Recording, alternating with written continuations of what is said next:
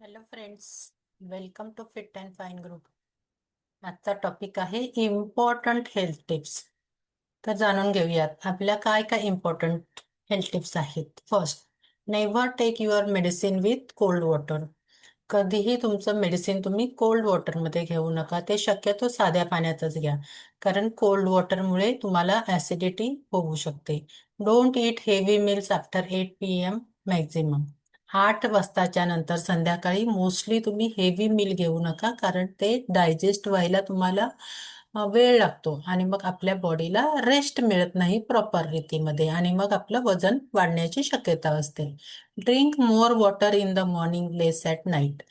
दिवसभर आपण इतर गोष्टींमध्ये आपली मुवमेंट्स होत असते, तर आपण इतर गोष्टींमध्ये इन्व्हॉल्व असतो. त्याच्यामुळे आपण दिवसात जास्तीत जास्त पाणी प्यायला पाहिजे. रात्री कमी, कारण मग रात्रीच्या वेळेस आपण जर जास्त पाणी पिलो तर आपल्याला रात्री युरिनसाठी उठावं लागेल आणि मग आपली झोप मोड होऊ शकते. म्हणून आपण रात्रीच्या वेळेस संध्याकाळी शक्यतो 6च्या नंतर कमी पाणी प्यायचं आहे. जेवल्यानंतर तर 1 ग्लास पाणी प्यायचं आहे आणि सकाळी दिवसभरात तुम्ही जास्त पाणी पिऊ शकता.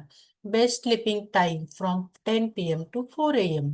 का? कारण ही जी वेळ असते 10 ते 4, ती आपल्या बॉडीमध्ये मेलॅटॉनिन सिक्रेट होण्याची वेळ असते. त्याच्यामुळे हा बेस्ट टाइम आहे आणि या वेळामध्ये आपण जेव्हा झोपतो तेव्हा आपल्याला मेलॅटॉनिन नावाचं जे झोपेचं संप्रेरक आहे, हार्मोन आहे, ते भरपूर प्रमाणात मिळतं आणि आपल्याला दुसऱ्या दिवशी आपली झोप पुरेशी व्हायला मदत होते.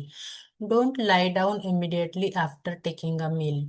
जेवल्यानंतर लगेचच तुम्ही झोपायचं नाहीये, कारण जेवल्यानंतर लगेचच झोपलात तर तुमचं खाल्लेलं अन्न डायजेस्ट व्हायला वेळ लागेल आणि मग तुम्हाला प्रॉपर रीतीने डायजेशन होणार नाही आणि पुन्हा तुमचं वेट वाढायला पण त्याच्यामुळे मदत कारण होऊ शकतं ते. Answer phone calls using your left year.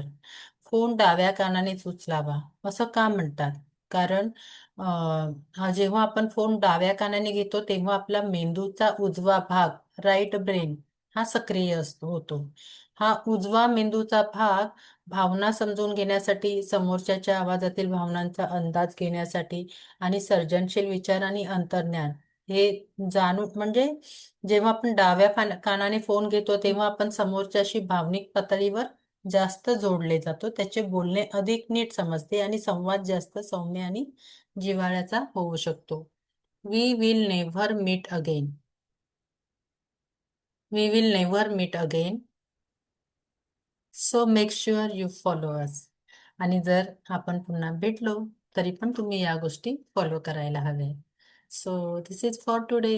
Thank you. माहिती कशी वाटली कमेंट बॉक्समध्ये जरूर लिहा आणि चॅनेलला शेअर आणि सबस्क्राईब करा.